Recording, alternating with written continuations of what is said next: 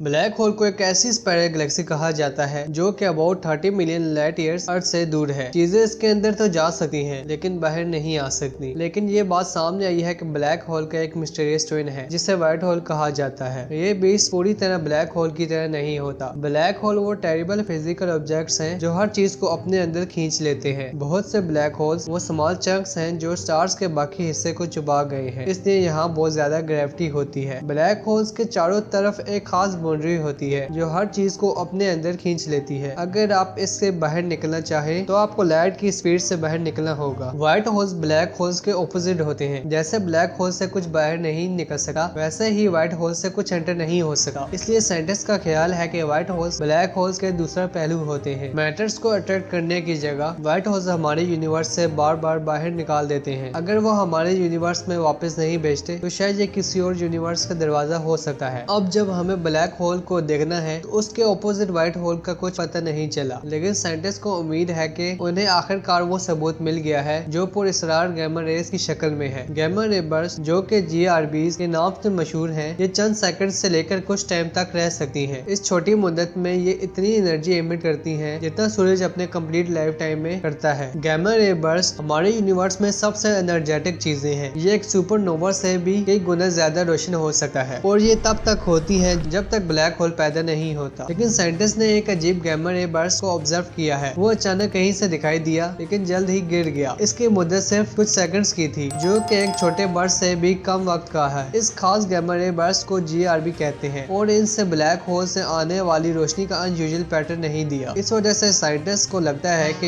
ये white hole का सबूत हो सकता है। ये डिस्कवरी हमारे यूनिवर्स के राज को समझने में हेल्पफुल हो सकती है और इस GRB के अजीब बिहेवियर से जुड़ी रिसर्च हमें नई मालूमात हासिल करने में मदद दे सकती है। अगर आप यूनिवर्स में व्हाइट होल की तलाश में सफर करते हैं तो आपको वहाँ कुछ ऐसा मिलेगा जो ब्लैक होल की तरह दिखेगा। एक अंधेरा, सुनसान, एक धुआं और गैस का चक्कर जिसे एक इवेंट होरिजोन से अलग किया गया है। लेकिन आप सर्कल के सेंटर में स्लाइड नहीं करोगे बल्कि चीजें और डिफिकल्ट हो जाएंगी। आपका स्पेसक्राफ्ट शदीद गैमा रेज से ब्लास्ट हो जाएगा। हत्ता कि अगर आप super advance gamma protective technology की वजह से इसमें बच जाते हैं जो कि अब तक नहीं बनाया गया है, तो आप इस व्हाइट होल के इवेंट होरिजोन में कभी भी दाखिल नहीं हो सके। बाहर निकलते हुए रेडिएशन आपको कॉन्स्टेंटली स्लो करता रहेगा। ये वैसा ही होगा जैसे आप जमीन पर एक एक्सट्रीम एयर के सेंटर में चल रहे हो जिसमें आपको आगे बढ़ने के लिए और भी ज्यादा ताकत चाहिए होगी। इसमें जितना आप व्हाइट होल के करीब जाते हैं उतनी ज्यादा एनर्जी आपको जरूरत होगी। फिर एक ऐसा पॉइंट आएगा जहाँ आपको पूरा यूनिवर्स की एनर्जी की जरूरत होगी। लेकिन शायद एक और रास्ता हो व्हाइट होल में सफर करने का। अगर व्हाइट होल सच में ब्लैक होल के ऑपोजिट है, उसके सिंगुलैरिटी में एंटर होने के लिए ब्लैक होल के ऑपोजिट से गुजरना होगा। लेकिन अब आप सिर्फ गैमा रेडिएशंस की पावर फोर्सेस से खिलाफ नहीं लड़ रहे, बल्कि आपको पावरफुल ग्रेविटेशन फोर्सेस का भी मुकाबला करना होगा और आपको रोशनी की रफ्तार से भी तेज चलना होगा जो कि नामुमकिन है। कुछ भी रोशनी से तेज नहीं चल सकता। साइंटिस्ट का ख्याल है व्हाइट होल को उसके ब्लैक होल से कनेक्ट करने वाला एक वर्म होल हो सकता है। ये आपका सिर्फ वे हो सकता है जो कि बहुत ज्यादा अनस्टेबल होगा। अगर आप ब्लैक होल में गिरने के लिए बहादुर हैं तो पहले आपको उसके इवेंट होरिजोन से गुजरना होगा। जब आप अंदर एंटर होंगे तो आपको एक और एनर्जेटिक ब्रस्ट और ब्राइट लाइट दिखेगी। इसके बाद ब्लैक होल आपके अराउंड रिंग लाइट की फॉर्म में एक्सपेंड हो जाता है। ये सिर्फ एक इलस्ट्रेशन है जिसको रिलेटिविस्टिक बीमिंग कहा जाता है। ये आपके गुजरते वक्त होने वाले एक्सट्रीम असरात में से सिर्फ एक नहीं होगी। आपको कॉस्मिक स्पीड रिकॉर्ड तोड़ने की कोशिश करनी पड़ेगी। लाइट की स्पीड से तेज चलने के लिए आपको पीछे से आने वाली ग्रेविटी का सबसे पावरफुल फोर्स से मुकाबला करना पड़ेगा।